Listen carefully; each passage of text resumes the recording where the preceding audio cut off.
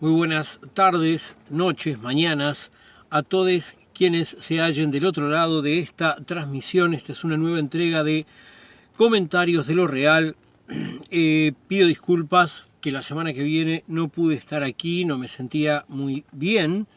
Y bueno, esperemos que de ahora en adelante, de nuevo y como en los 80 y tantos entregas anteriores, no volvamos a tener problemas. Pero lo importante no es lo que pasó conmigo, lo importante es qué pasó en la semana que termina hoy, domingo 26 de septiembre del año 2021. Vamos a empezar con la que es la peor noticia de este tiempo. Tiene que ver con la inseguridad, pero con la inseguridad adentro del espacio carcelario. Había una persona que había sido encarcelada, un primario. Esto es una persona que antes no había cometido otros delitos. Esta persona fue enviado a un módulo de máxima seguridad con la gente más pesada que hay en la cárcel. En ese lugar, los otros presos con los que compartía la celda en situación de hacinamiento lo violaron reiteradamente, abusaron de él, lo torturaron, lo golpearon, chantajearon a la familia del preso, lo sometieron a horribles situaciones y todo esto se prolongó durante prácticamente 2 meses hasta que el capanga de esa celda salió y entonces gente de las otras celdas recuperaron a esta persona y lo llevaron a la enfermería. Ante esta horrible situación, cuya responsabilidad obviamente es del Estado, porque el Estado es responsable por la seguridad de la gente que está encarcelada, porque las cárceles, como dice la Constitución, tienen que ser lugares para la reeducación y no para el castigo. O sea, bastante castigo es estar privado de tu libertad ambulatoria, ni que hablar, pero el objetivo de la cárcel tiene que ser que la persona, cuando salga de ahí, no vuelva a delinquir, que la persona haya adquirido hábitos de trabajo. Bueno, ¿qué hábito de trabajo va a adquirir alguien que está siendo torturada sistemáticamente durante todo este tiempo? ¿Cómo se puede pensar que un lugar donde se muestra la impunidad de esa conducta puede ayudar a nadie a dejar de delinquir? Entonces, toda la problemática cierta de la delincuencia que existe, en vez de disminuir, va a aumentar. Por lo tanto, estas cosas no pueden pasar. Dado esto, la Fiscalía ordenó pericias, se encontraron al menos 7 personas más con un muy bajo nivel de peso, que pasaron por tanto a revisión, y el ministro Heber fue puesto en tela de juicio. El comisionado parlamentario fue llamado al Parlamento para que diera cuenta. O sea, yo creo que esto daría para otra interpelación a Heber y para pedir directamente su destitución, porque la verdad, yo ni siquiera quiero escucharlo hablar, yo quiero que lo destituyan. Salió a decir que él no puede asegurar que esto no esté pasando con otras personas, que espera que no. Bueno, entonces, si usted no lo puede asegurar, ¿qué hace trabajando de ministro? Bueno, lo cierto es que sustituyó al director de ese módulo. Muy bien, pero ¿qué hizo con el director del módulo? Lo envió a dirigir otro módulo. A ver, el director de un módulo es un jerarca que tiene la responsabilidad de lo que pasa en esa parte de la cárcel. Él no cumplió su responsabilidad y el premio por no cumplir su responsabilidad es, tararán, enviarlo a cumplir la misma responsabilidad a otro lugar. No, que lo manden a otro trabajo, a poner infracciones de tránsito, yo qué sé, lo que sea que pueda hacer, pero no a dirigir otro módulo carcelario. Esa persona debería estar, para empezar, bajo investigación administrativa por su incompetencia absoluta. Bueno, lo cierto decía es que el comisionario parlamentario de cárcel dice que tienen que haber por lo menos 4.000 plazas más para terminar con el hacinamiento que existe en las cárceles. El Frente Amplio ha convocado a comisión para tratar el tema de urgencia y Heber no se le ocurrió otra mejor idea, además, que decir que debería haber un Ministerio de Justicia. ¿Se acuerda alguno de ustedes cuándo hubo en Uruguay Ministerio de Justicia? Sí, en la dictadura. La justicia es un poder del Estado. No puede haber un ministerio que implica que esté bajo la órbita del Poder Ejecutivo. Eso violenta la separación de los poderes, que es una de las bases de los estados republicanos modernos, y que por lo tanto no corresponde en ningún caso. Pero no solamente esto, las cárceles, como son, según la Constitución, lugares de reeducación, debieran estar bajo la égida del Ministerio de Educación y Cultura, no del Ministerio del Interior. Cárceles al Ministerio de Educación, para que los presos sean reeducados, para que salgan con otra actitud hacia la vida. Bueno, esto es lo primero y más grave. Pero no es menos grave que hubo una mujer en el departamento de Soriano, en Mercedes, que fue secuestrada y violada por su expareja, quien además intentó matarla, pero por suerte la bala, por más que él disparó, la bala no salió del arma y ella se salvó. El hombre está detenido y esperemos que el caso prosiga su seguimiento judicial. Lo cierto es que la policía cambió en estos días, además, la forma que va a proceder judicialmente en las situaciones de violencia doméstica y de género. En un primer momento se dijo que iban a solicitarle a las víctimas que presentaran pruebas. O sea, sos la víctima, ¿tá? Pero además no te creemos, así que tenés que presentar vos las pruebas. Bueno, cambiaron, no tienen que presentar la prueba, pero se les va a consultar si tienen pruebas. O sea, sos la víctima, querés hacer nuestro trabajo, así nosotros no tenemos que hacer nada, porque total no nos importa lo que te pasa. Sos una víctima de violencia de género o doméstica, y acá es una institución que lo que quiere es mantener el patriarcado. Es atroz, verdaderamente es atroz las cosas que están haciendo en materia de seguridad esta gente del gobierno. Vamos a otro asunto. Vamos al tema de derechos humanos, que en el tema de derechos humanos vamos a separar dos partes. Una es lo que tiene que ver con procesamientos. El ex capitán Enrique Uiterhoeven, espero decirlo correctamente, porque no quisiera que se tomara por otra persona. Este triste personaje fue procesado con prisión por torturas en la Tablada en el periodo 1981-82, cosa que obviamente está muy bien. Pero hay otras cosas que también son en realidad derechos humanos, como el derecho a ser quien cada persona es, el derecho a la libre expresión de su sexualidad, de su deseo, de sus formas de relacionamiento.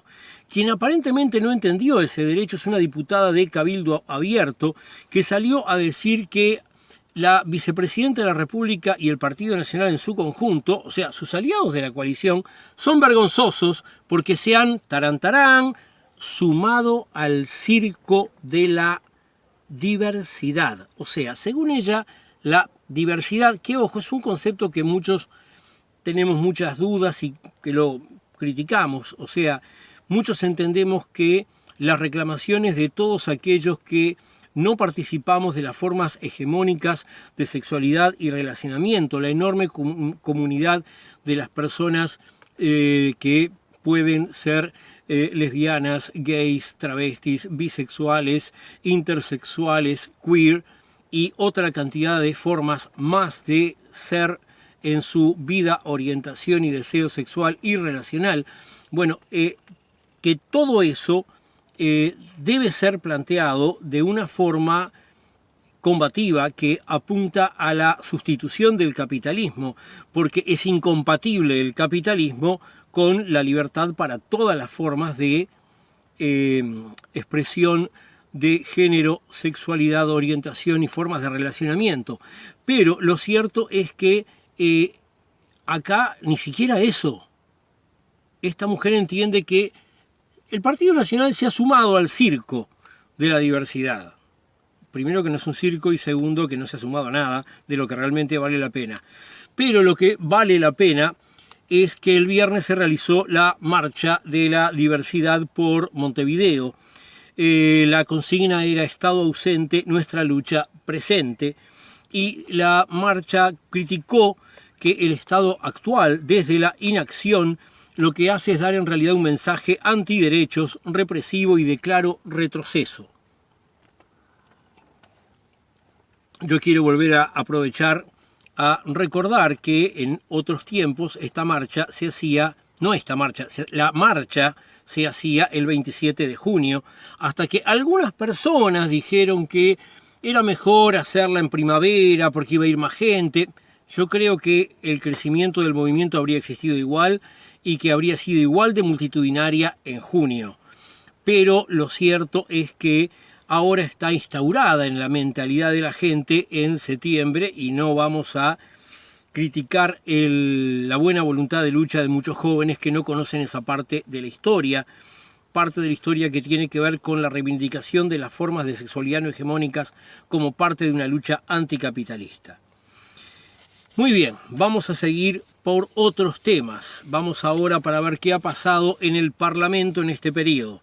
El Frente Amplio va a interpelar al ministro de Defensa por la compra de los aviones Hércules. El diputado Núñez ha señalado que el ministro tiene que explicar por qué se compraron dos aviones prácticamente jubilados sin ninguna garantía de su funcionamiento correcto. Por otro lado, los ministros Heber, del Interior, y Delgado, del Mides, presentaron un adicional a la rendición de cuentas, por lo cual la Dirección Nacional del Liberado, que estaba en la órbita del Ministerio del Interior, va a pasar a la órbita del Mides. Bueno, alguna vez le tienen que invocar. Esto sí es una buena cosa, porque no es bueno que la Dirección del Liberado esté en la órbita del Ministerio del Interior.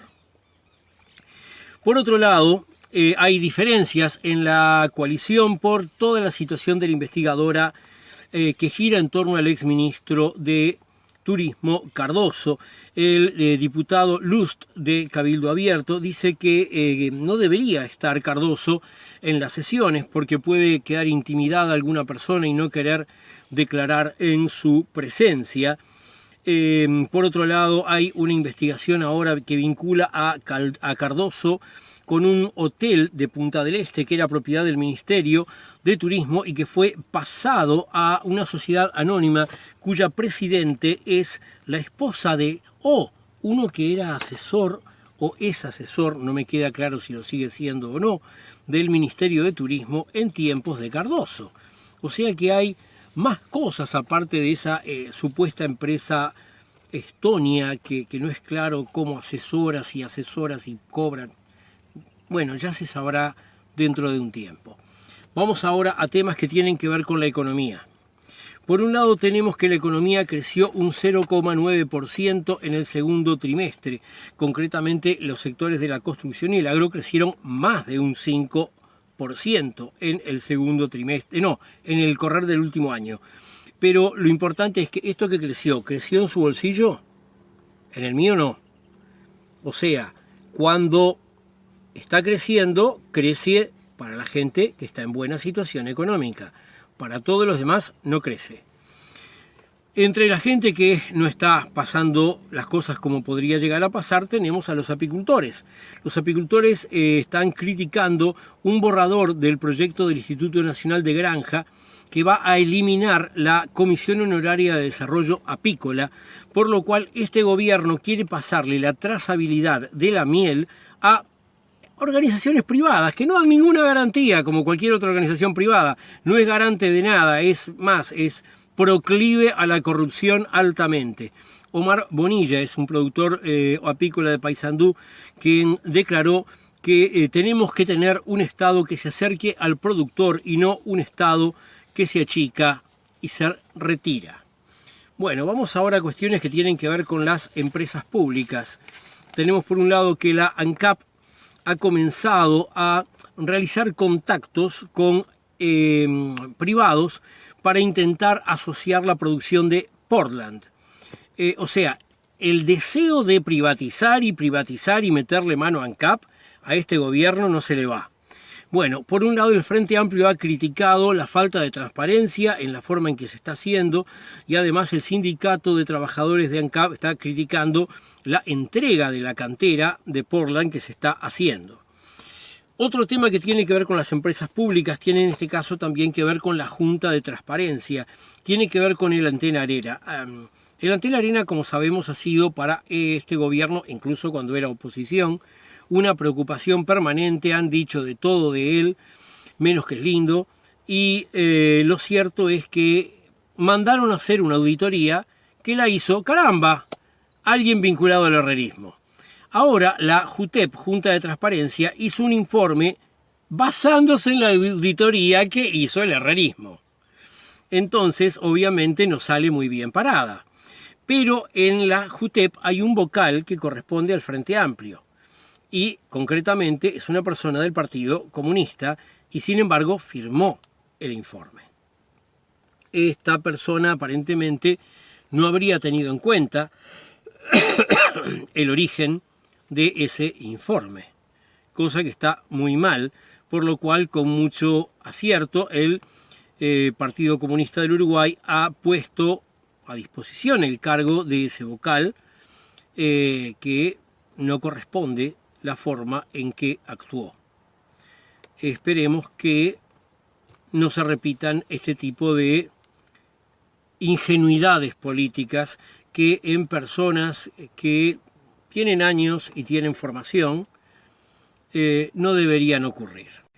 Dentro del panorama de lo sindical tenemos que los trabajadores de Acodique ocuparon parte de la planta de Lecoq por razón de 3 despidos de compañeros de esa empresa y llegados al día viernes volvieron a ocupar y decretaron un paro por tiempo indeterminado por esta situación que no se tiende a resolver. Por otro lado, el semanario Búsqueda publicó que existe un documento en poder del sindicato de la OCE que indica que un asesor de la presidencia está ingresando allegados a la OCE a través de utilizando como medio para meterlos adentro, cooperativas sociales. Cosa que obviamente es totalmente irregular. Esperemos que el sindicato de OCE difunda esto adecuadamente para que no pase más. Bueno, en el interior de la República tenemos estas situaciones. Por un lado, en el departamento de La Valleja, la Intendencia aprobó compensaciones a 2 jerarcas por 320.000 pesos, que según un edil del Frente Amplio son una inmoralidad injustificada. Esto ya estaba circulando en los primeros días de la semana, pero el viernes se agregó que también un hermano de Adriana Peña habría recibido una compensación importante, no me queda claro si del mismo monto u otro similar. O sea, no hay cosas, o mejor dicho, hay cosas que deberían aclararse bien en La Valleja porque no están bien para nada. En el departamento de Colonia, por otro lado, había una biblioteca infantil popular y la desalojaron. ¿Para qué? Para utilizar el local como depósito de pelotas. Fenómeno, es muy importante el ejercicio de los jóvenes, de los adultos, de los niños, de los adultos mayores, de todos. Pero ¿para un depósito de pelotas desalojás una biblioteca? ¿No tenés una piecita para que la usen de depósito de pelotas? Bueno, parece totalmente inadecuado. Vamos ahora a temas que tienen que ver con la educación. Los docentes están reclamando Los docentes, me refiero en este caso de primaria y secundaria, están reclamando la convocatoria a las ATD, a las asambleas técnico-docentes, y están denunciando un desmantelamiento de ese espacio. Por más que las ATD nunca consiguieron convertirse en lo que se pretendía, esto es, en asambleas técnicas de los docentes, como su nombre indica, asambleas donde se discutan lineamientos para que las autoridades de la enseñanza las lleven realmente adelante, lo cierto es que eran por lo menos un inicio de un camino hacia un cogobierno. Pero este gobierno, con su mentalidad dirigista en la educación, las está desmantelando y con toda justicia están reclamando a los docentes que eso no ocurra. Lamentablemente, por otro lado, el Departamento de Jurídica de la Universidad de la República comprobó que hay un grado 5 de matemáticas que fue denunciado por una exalumna de Facultad de Ciencias y que realmente es culpable de acoso sexual hacia ella. Esperemos que todo el peso de la ley caiga sobre esta persona que no mereció jamás entonces la confianza de la institución. Por otro lado, la UTEC, la Universidad Tecnológica, está pidiendo más presupuesto para poder dictar posgrados en el departamento de Colonia. Las elecciones universitarias de la UDELAR van a tener lugar el 29 de septiembre. Son un elemento muy importante porque en Uruguay la Universidad de la República está regida por el cogobierno, esto es, los tres órdenes, los docentes, los egresados, los estudiantes votan sus representantes en cada facultad para el claustro, el consejo de cada facultad, de ahí se eligen posteriormente los decanos de cada facultad y a su vez a nivel de toda la universidad se elige la Asamblea General del Claustro, que tiene la responsabilidad de nombrar a el rector en su momento.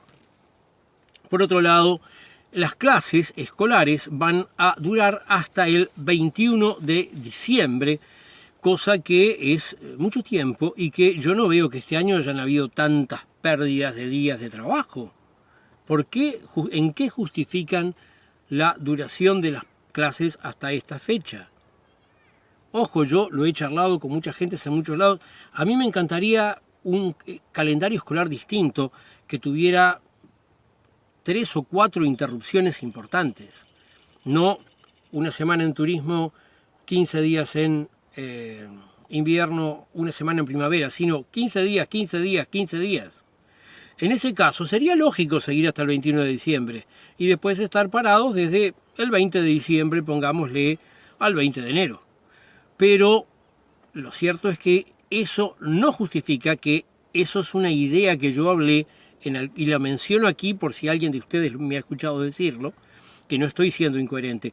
Eso solo se sostiene si existe un nuevo calendario completo educativo, cosa que jamás estuvo planteado, cosa que jamás nadie me ha llevado el apunte, por lo cual lo que están haciendo al intentar poner hasta el 21 de diciembre sin justificación las clases, no tiene sentido.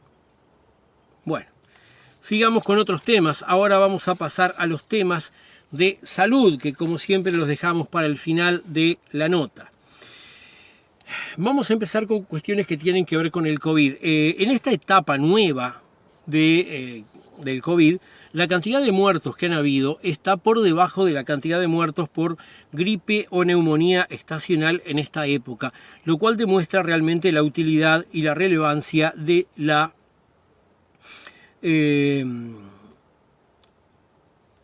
vacunación. En ese sentido, es interesante observar que ahora los laboratorios están indicando que la vacuna de Pfizer es segura para ser aplicada a niños de 5 a 11 años. A mí me gustaría que hubieran estudios que no fueran hechos por los laboratorios, pero es un principio para movernos en ese sentido. Por otro lado, donde hay casos todavía y resulta un poco difícil de reducir aparentemente, es en el departamento de Canelones, donde yo vivo, en la zona del eje de la interbalnearia, como le llaman, donde yo vivo.